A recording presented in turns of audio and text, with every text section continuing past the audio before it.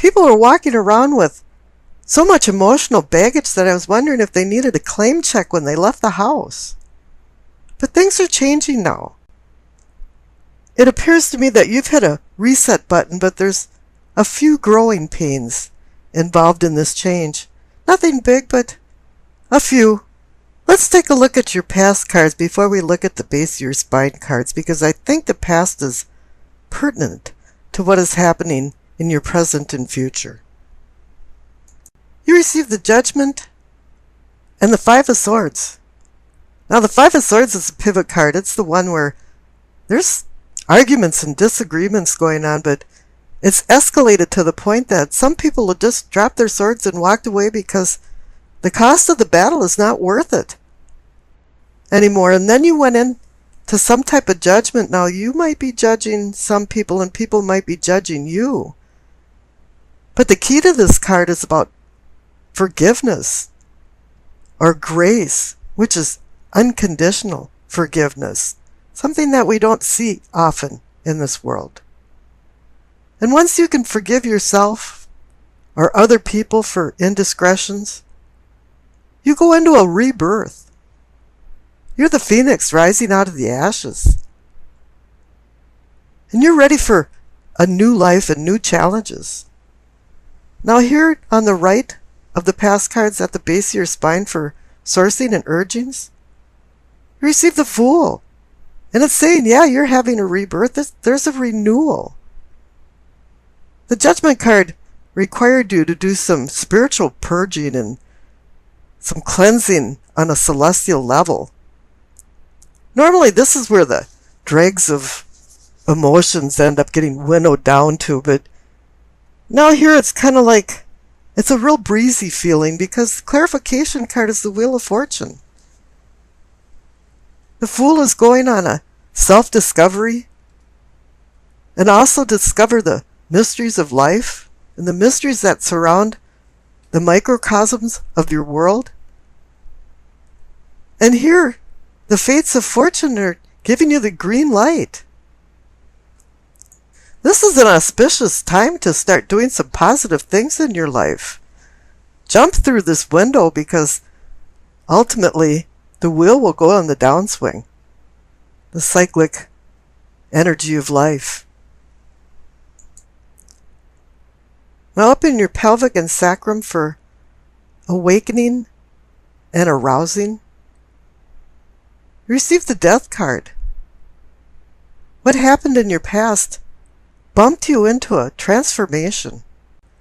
The Death card shows up when he's direly needed. The veil between dimensions is thinning for you. And it's making you rethink what you're doing because the clarification card is the Hermit. You're going into some kind of self-imposed isolation to gain wisdom. You want to see things now with uncensored clarity, and you can't have all the distractions of the outer world. You're changing your unconscious inner self with the Death card. You're on a cosmic mission of desperately seeking you and what will make you happy. And where do you want to go in life? One thing that can never be taken away from you is the acquired wisdom from experience. In the Bible, they say wisdom is the reflection of eternal light, a spotless mirror of the workings of God. And it's the image of His goodness. Once the Hermit comes down from his reflective mountain, he's required to share this knowledge and wisdom with the people he loves and cares about. Now up in your solar plexus for sensing and feeling, you receive the Chariot. He's about overcoming challenges and opposing forces. He has a military guise to remind you that he's about discipline and disciplining your willpower. And if you don't remember that, his appearance is reminding you that struggles and distractions, obstacles, uncertainties will never be overcome if you don't have self-control. And the clarification card is the Eight of Swords. Somewhere you're still feeling restrained. At any moment you can free yourself, but no, you choose to be in these restraints. But you're attempting to completely free yourself. You're the Fool, going on the new self-discovery journey. You have luck behind you with the Wheel of Fortune. You're in a transformation and using the wisdom of the Hermit. And you're moving forward with the Chariot. There's no reason for you to hang on to some of this old baggage that I discussed earlier. The Chariot is about motion. Now, down in the heart of the matter, the main card is the Six of Wands. It's saying, yeah, whatever you've decided, it's been a victory for you. Normally, the Six of Wands is saying that you had some kind of success for a contest or a competition, and you're doing your honor lap, and people are recognizing the accomplishments that you've done. And I think you're recognizing your accomplishments too, because the clarification card is the Star. The Star is about hope and healing. And the Star is also about finding out where you are, your position on Earth, your position with the celestial stars, which are constant and fixed. It's also about like a fog dissipating so you can see things with more clarity. And the Hermit does that also. So you're in this transition time. The reset button was hit, but you're still transitioning. And the Death card is saying that, yes. Now on the bottom right for your throat, for communicating and teachings, receive the Empress. She's about fertility and beauty. And the fertility brings new projects and new things. It's also about loving and nurturing, and I think she wants you to do that to yourself. Because the clarification card is the Knight of Cups, and he's offering a cup of emotions and love. He might be a little immature and a little rough around the edges, but yeah, it's something that you have to accept. Life is about acceptance and change. And if we didn't have love and hope, would it be worth living? And up in your third eye for seeing and envisioning, you receive the Seven of Cups. This is a card about difficult decisions. Each cup carries a prize or poison, and you have to start making decisions. But the clarification card is the High Priestess. She wants you to use your intuition. She's there for spiritual guidance. Because right now you're a neophyte. You're transforming. You have the Hermit and the Star card. Things are changing, and a lot of times when things change, it's hard to make the right decision. Just remember, the High Priestess is the translator of heavenly messages down to earth. So whatever's going to happen, it's being brought about by the Death card, because the Death card cannot change anything once it has a grip on you. It kind of has a mind of its own and moves along. But one thing you have to do is you have to be like the Hermit and be very quiet so you can hear the subtle messages coming from the High Priestess. Because up in your crown, for knowing and understanding, there's some problems there. You receive the Lover's card. Wow, that's great. You think, yeah, it is. The Lover's card is about decisions. It's about making a decision between vice and virtue. And you have the Seven of Cups under it, saying, yeah, it's time to make a decision. To really have to use your intuition while you're doing this. Intellect is fine.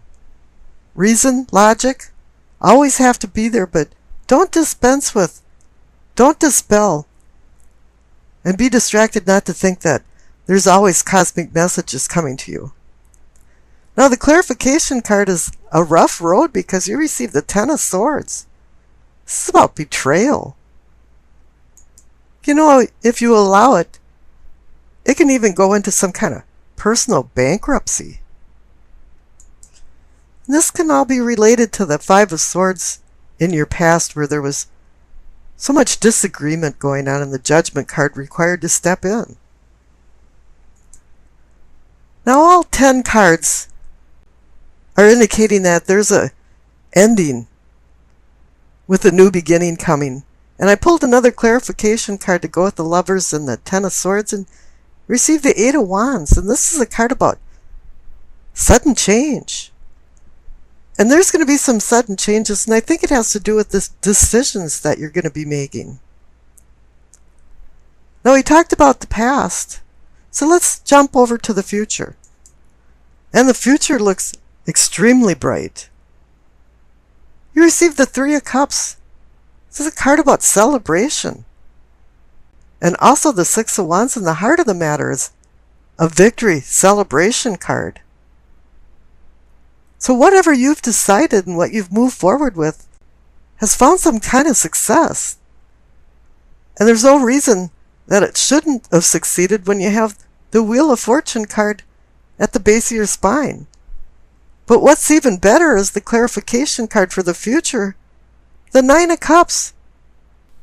Seems like you're just sitting on the sidelines being a spectator and looking at life from a distance.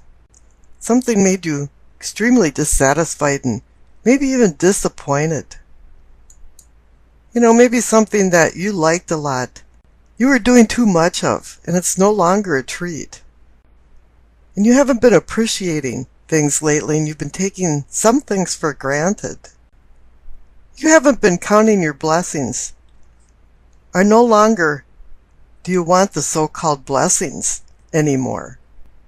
Spice of life has lost its zest. There's no pizzazz anymore. Variety is the spice of life, but perhaps you had too much variety. You know, something might have got lost in the translation or didn't work out the way you planned it. This is an inner time of anew, weariness, and mixed with depression. You know, on most of the cards, this person is being offered a cup of opportunity, but you don't want it right now. You're just in a meditative contemplation of where you should go in life.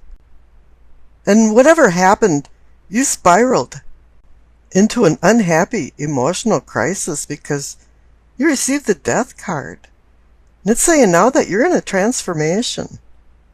Things are changing. You're changing inside. And you're seeing things in a lot different light than you had before.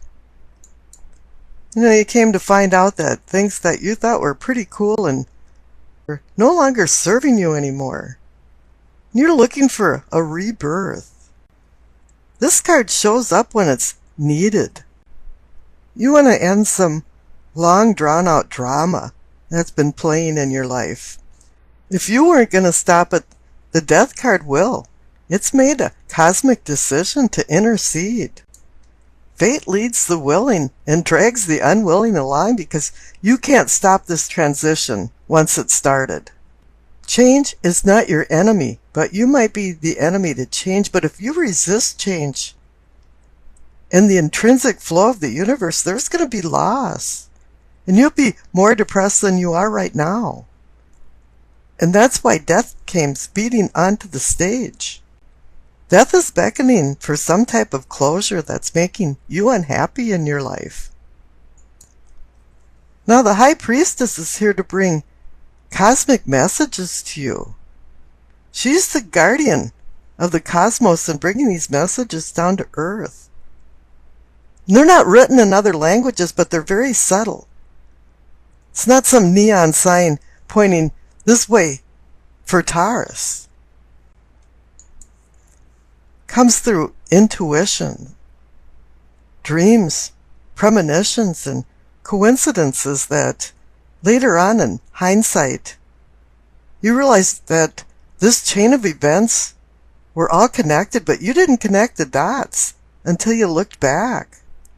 But her illuminative messages are very subtle, and you have to be vigilant to recognize them. And when you do recognize them, you have to be able to interpret them. Okay, and then I rolled the dice, and you received Gemini, Pluto, and the 5th house. So the planet is Pluto, which is the god of the underworld, and you received the Death card, so this is the theme of it. You know, there's many mysteries and allures of life and death that attempt to embrace the hidden secrets behind the priestess's veil. And here it's throwing you into a spiraling Death card transformation. Sometimes prodding into the mysteries levies a huge price to pay for the answers. This reading isn't about the power of life, but the power of death and darkness cast by the underworld god Pluto to the shadow self. But the cosmos will intercede with messages from the high priestess. You know, Taurus is the master of practical matters, but Pluto has other plans for you.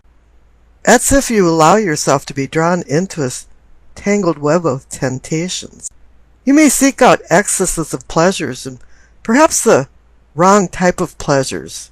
This is indicated by the 4 of Cups card. And Pluto brings upheavals and drastic transformations in his wake, as foreshadowed by the Death card. And it's urging you into the light of enlightenment. It might sound paradoxical, but it's true. The extreme meeting of good and bad forces is causing a titanic clash. And stubborn you, Taurus, is right in the middle. Pluto is a marionette, with his controlling hands enticing you into secret affairs. This includes illicit sex, closet gambling, emotional bondage, and the dominance and submission game. Could all be acted out for just trivial entertainment purposes, and you have to be really careful about this. You mix and mingle with others for ulterior motives for personal gain. This could leave you in ill repute. You must interpret the High Priestess's messages, because she is now the guide to expose Pluto's secrets of entrapment. And now, on a more positive note, simple solutions can reinvent complex problems. The ebb and flow of your ideas, they're coming along when you're at high tide, your own personal high tide. However, those following you in your mercurial footsteps will be confused, especially at your thoughts at any particular time. You've learned to love and you've loved to learn. And you'll explain every excruciating concept in detail if you can find a victim to listen to you. An impromptu excursion for the adventure is possible if you have the time to escape the gruel and grind of modern life. Physical exercise will assuage pent-up emotions.